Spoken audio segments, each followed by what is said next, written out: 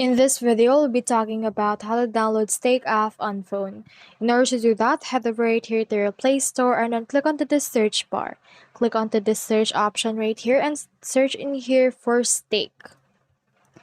So once you have done that, you should be able to see in here this. So we have in here the Stake for the easy property, but what we're looking for is the Stake Casino. So you can head over first right here to our browser. Search in here for Stake option for the stake.com, and then from in there it should be able to show us the stake count. So from in there, click onto this three dots, and then from in there, click onto this add to home screen. Click onto this install, and then it's installing.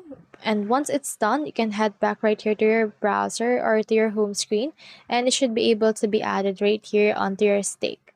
So from in there, you can just access your stake option or your stake website using that application.